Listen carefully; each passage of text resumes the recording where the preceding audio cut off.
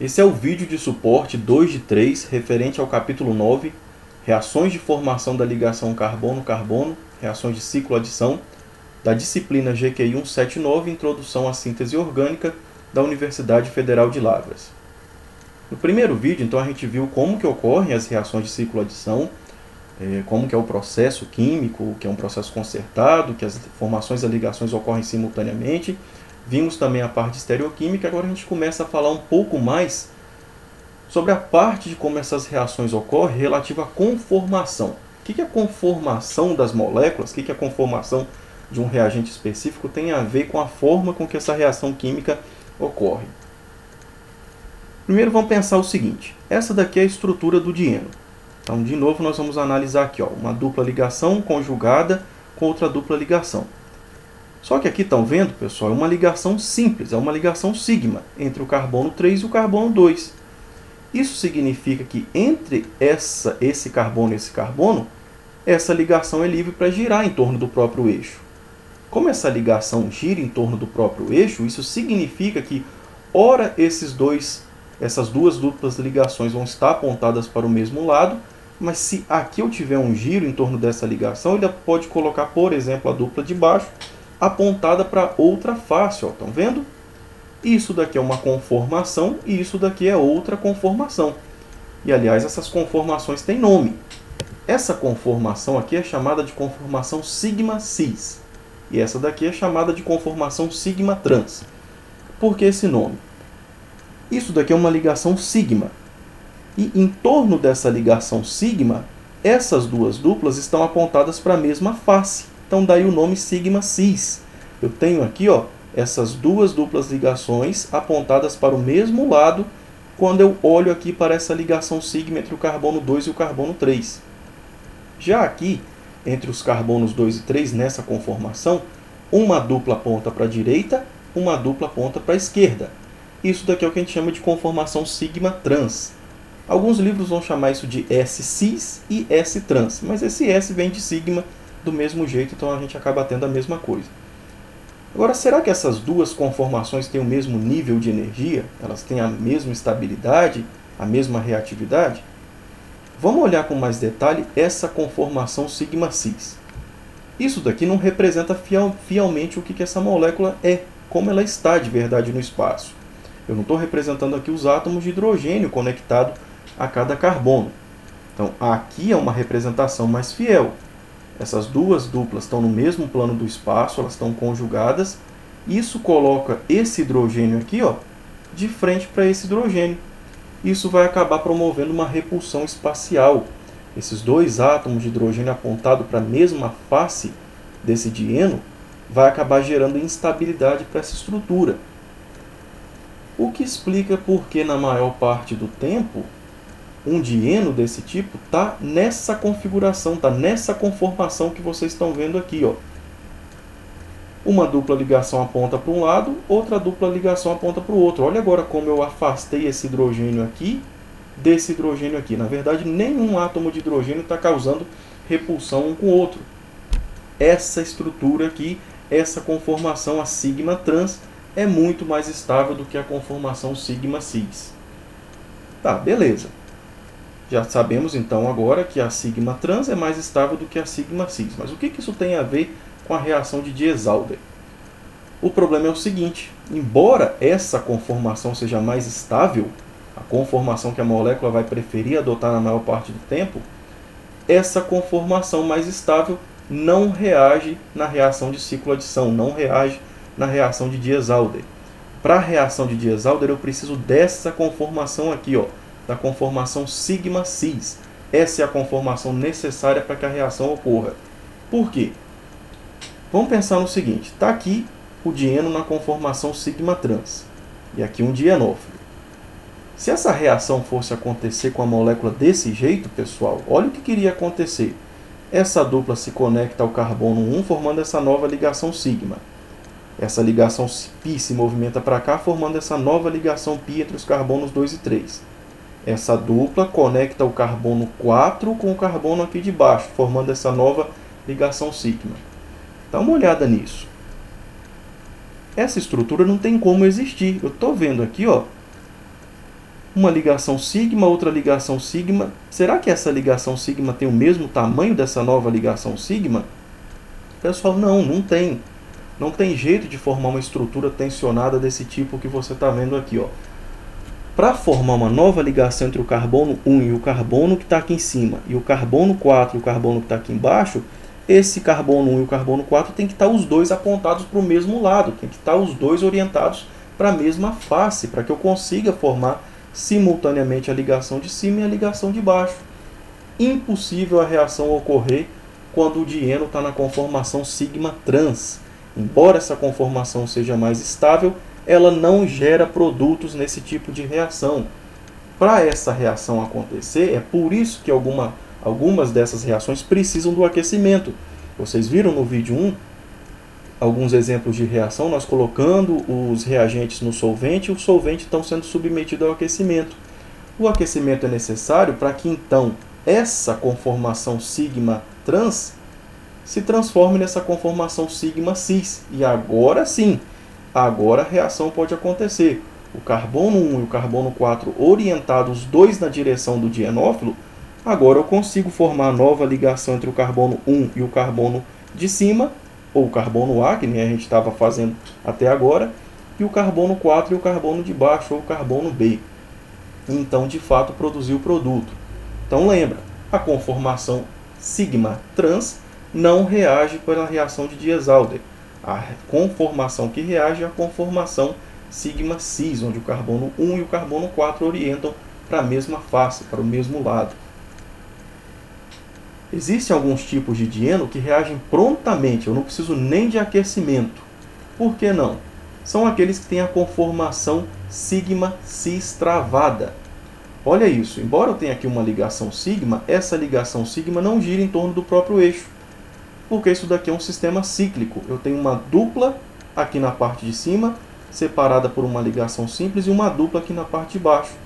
E esse carbono está sempre apontado para o mesmo lado que esse carbono. Isso daqui é uma conformação sigma cis travada. Esse tipo de dieno vai reagir prontamente em reações de Diels-Alder. Vão fazer reações mais fáceis, mais brandas, que não vai exigir condições muito agressivas no laboratório. Olha outro exemplo. Essa dupla está sempre orientada para o mesmo lado que essa dupla, porque do mesmo jeito aqui essa ligação não pode girar em torno dela mesma, porque ela faz parte de um sistema cíclico. Essa ligação aqui não é livre para girar em torno do próprio eixo.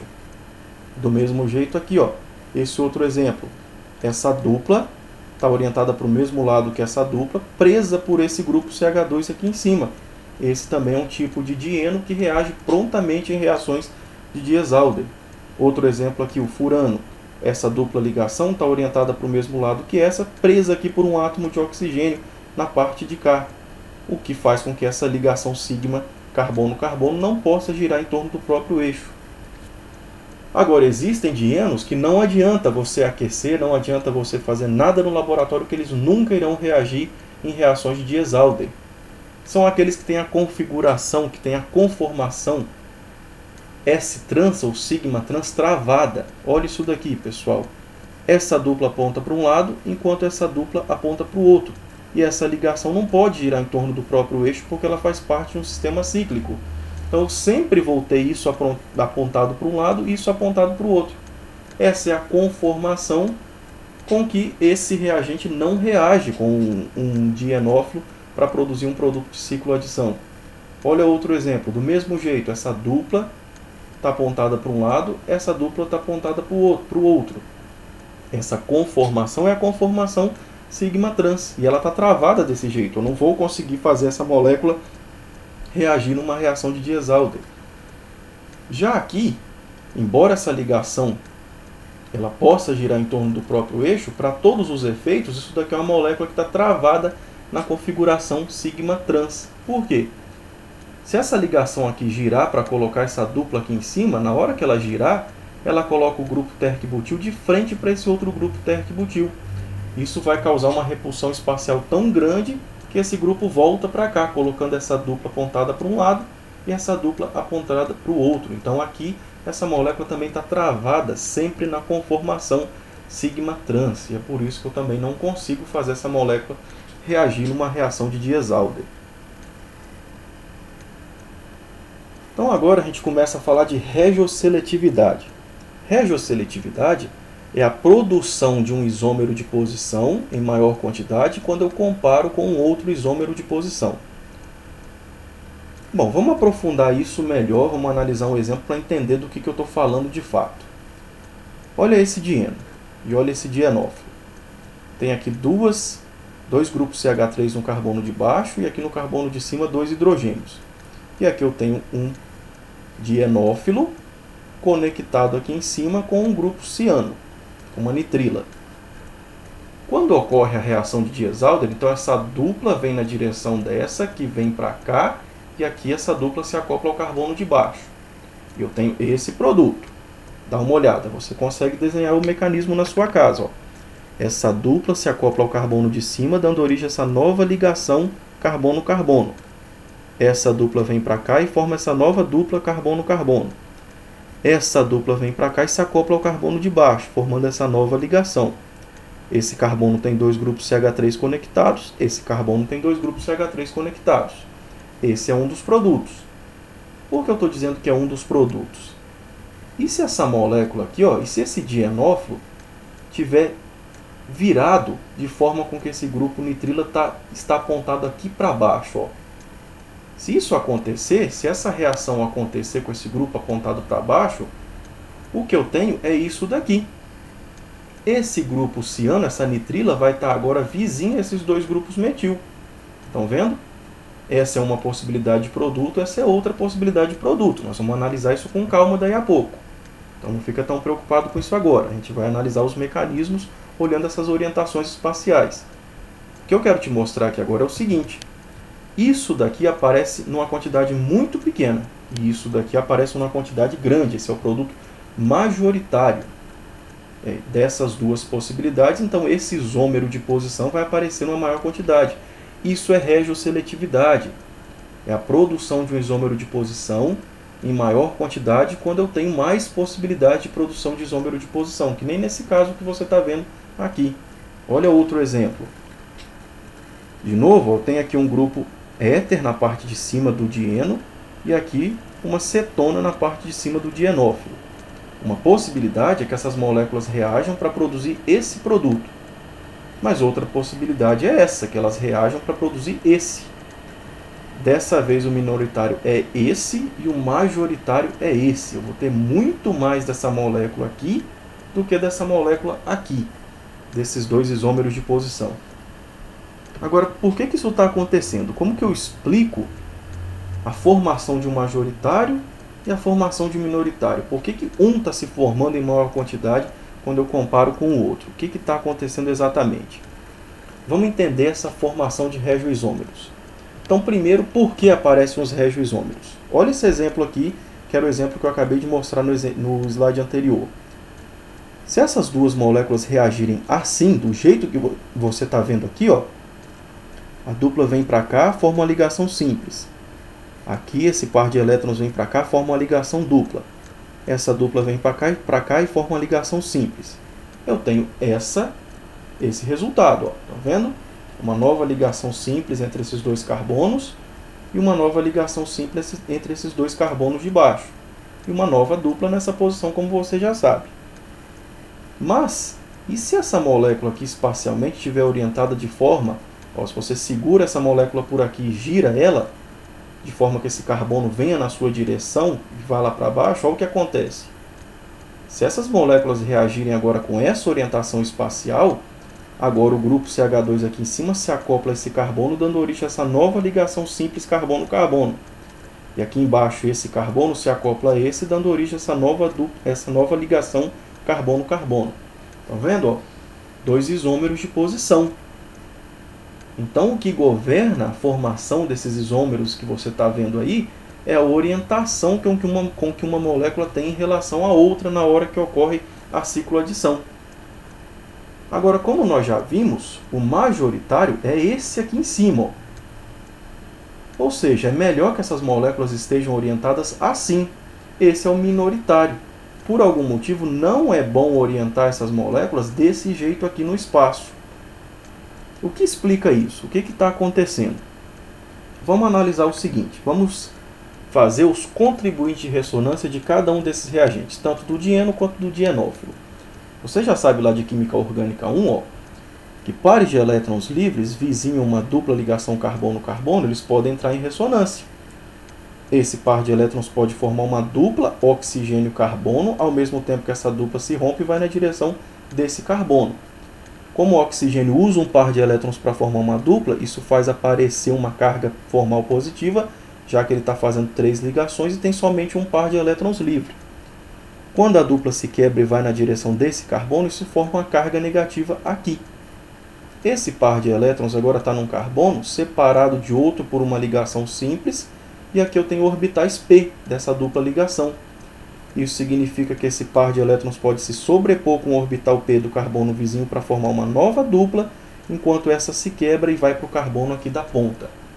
E eu tenho esses 3 contribuintes de ressonância e isso pode voltar. Esse par de elétrons volta, essa dupla se quebra, vem nessa direção, ela pode voltar a formar uma dupla e volta a quebrar a dupla carbono-oxigênio, mandando o par de elétrons de volta para o átomo de oxigênio e volta para esse contribuinte de ressonância aqui.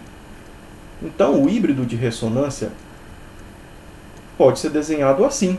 A ressonância espalha carga positiva no oxigênio, carga negativa nesse carbono e carga negativa nesse carbono aqui de baixo. Ó. O fato de ter um oxigênio ligado a esse sistema conjugado coloca uma carga negativa aqui no carbono dessa ponta da estrutura. Então, esse é o híbrido de ressonância. E ele existe por causa da conexão com esse grupamento aqui na parte de cima da molécula. Agora vamos analisar o dienófilo. Já o dienófilo é uma carbonila ligado a uma dupla ligação carbono-carbono. Isso é um aceptor de Michael, que nós estudamos tanto aí durante essa disciplina. O que pode acontecer é que essa dupla pode se quebrar e ir na direção do oxigênio, formando um carbocátion aqui. E esse carbocátion, esse orbital p vazio, está vizinho a uma dupla. Essa dupla pode se movimentar, formando uma nova ligação dupla nessa posição, ao mesmo tempo que forma um carbocátion aqui embaixo. E aí tudo isso pode voltar para trás. Essa dupla pode vir para esse par de elétrons, pode vir para cá, voltar a formar uma dupla, essa dupla pode vir para cá, e eu volto para esse contribuinte aqui. O fato é que no híbrido de ressonância, essa ressonância espalha carga negativa no oxigênio, olha a diferença. Carga positiva nesse carbono e carga positiva nesse carbono da ponta da estrutura. Então agora que nós já desenhamos híbridos de ressonância, vamos aproximar eles nas duas orientações que a gente comparou há 2 slides atrás. Quando eu aproximo esse híbrido de ressonância com esse híbrido de ressonância, olha isso aqui, pessoal. Esse carbono da ponta é negativo por causa da ressonância do éter. Esse carbono é positivo por causa da ressonância com a carbonila. Eu tenho atração eletrostática, principalmente aqui nessa parte de baixo. Estão vendo? Carga negativa atrai carga positiva. Isso faz com que essas moléculas se aproximem tanto com esse carbono aqui de baixo positivo, com esse carbono aqui de baixo negativo, orientados para o mesmo lado. Isso facilita a reação acontecer de forma que produz aquele regioisômero que vocês acabaram de ver alguns slides atrás, aquele que aparece em maior quantidade, como majoritário. Agora, se essas moléculas se aproximarem com essa orientação espacial, olha isso agora. Essa carga negativa está distante dessa carga positiva. Pelo contrário, ela acaba ficando agora mais próximo. Ó. Essa carga negativa acaba se aproximando mais dessa carga negativa. E essa positiva se aproxima mais dessa positiva. Eu acabo tendo repulsão eletrostática. A repulsão eletrostática impede que essas duas moléculas se aproximem dessa forma para fazer uma cicloadição com essa orientação espacial. A atração eletrostática que facilita a aproximação com esse formato espacial, com essa orientação espacial, dando origem ao regioisômero que vocês viram anteriormente. Isso explica o produto de várias reações desse tipo. Olha aqui exemplos. Quando eu tenho esse grupo éter aqui em cima, vocês viram que cria carga negativa aqui embaixo. Um grupo nitro é retirador de densidade eletrônica. Ele faz essa dupla vir para cá, ao mesmo tempo que essa se movimenta para o oxigênio, criando carga positiva aqui. Se você desenhar todos os contribuintes de ressonância e desenhar o híbrido de ressonância, você vai descobrir que aqui embaixo ó, gera carga negativa e carga positiva nesses dois carbonos. Aqui vai haver muito mais atração eletrostática com essa orientação espacial do que outra, resultando nesse produto que você está vendo aqui. Ó. eu não vou ter praticamente nada do produto onde o grupo nitro está apontado aqui nessa parte da estrutura. Olha outro exemplo. Muitas vezes, analisando só um contribuinte de ressonância, você já consegue concluir qual é a orientação mais favorável para essa reação acontecer. Como assim? Agora o grupo éter está conectado aqui. A ressonância pode acontecer de forma com que esse par de elétrons forma a dupla aqui, quebra essa dupla colocando uma carga negativa nesse carbono. A ressonância aqui, como você já sabe de outros capítulos dessa disciplina, essa dupla se movimenta para cá, ao mesmo tempo que essa ligação π se rompe e vai para o nitrogênio, formando uma carga positiva aqui. Pronto, já consigo concluir que é mais favorável a orientação espacial ocorrer assim, ó, porque essa carga negativa atrai essa carga positiva, o que acaba resultando nesse regioisômero preferencialmente. Estão vendo? Esse grupo está apontado para um lado e esse grupo está apontado para o outro. Resumindo, para essa reação acontecer de maneira mais facilitada, eu preciso ter um grupo A conectado aqui no dieno ou aqui. E esses grupos têm que ser doadores de densidade eletrônica, para que eles coloquem carga negativa nesse carbono ou nesse carbono. Quem são os grupos doadores de densidade eletrônica? Cadeia carbônica, halogênios, oxigênio de álcool, oxigênio de éter, oxigênio de éster, perdão. Tá vendo? Oxigênio conectado a carbonila, amina, ou seja, agrupamentos que têm pares de elétrons livres ou cadeias carbônicas para doar densidade eletrônica para esse sistema. Já aqui, o grupo B é melhor que seja um grupo retirador de densidade eletrônica. Por que retirador de densidade eletrônica? Enquanto os grupos doadores colocam carga negativa aqui embaixo, os retiradores vão colocar carga positiva aqui embaixo, favorecendo a formação da ligação por aqui. Então, isso acaba produzindo preferencialmente esses regioisômeros que vocês estão vendo aqui. Estão vendo? Aqui a relação 1,2, ou seja, se eu numerar esse carbono como 1 e esse carbono como 2, eles guardam entre si a relação 1,2. Se eu numerar esse carbono como 1, 1, 2, 3, 4, eles vão guardar a relação 1,4 entre esse grupamento A e esse grupamento B. Então vocês viram que é bom ter um grupo doador de densidade eletrônica ao dieno e um retirador de densidade eletrônica ao dienófilo, para acelerar a reação e também para guiar como vai ser a estereoquímica entre o grupo A e o grupo B.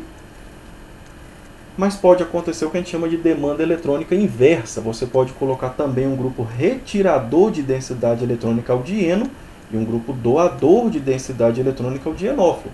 Vai fazer a reação acelerar também e vai guiar qual vai ser a estereoquímica dos produtos que vão ser obtidos, qual vai ser a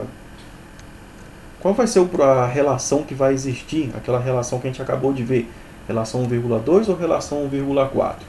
Então vamos ver aqui, esse grupo é retirador de densidade eletrônica, esse grupo é doador de densidade eletrônica. Como esse grupo é doador de densidade eletrônica, o par de elétrons pode conjugar, formando uma dupla aqui, empurrando essa dupla para o carbono de baixo, gerando uma carga negativa aqui. Do mesmo jeito, essa dupla pode se movimentar para cá, essa para cá, quebrando essa dupla que vai na direção do oxigênio, formando carga positiva aqui.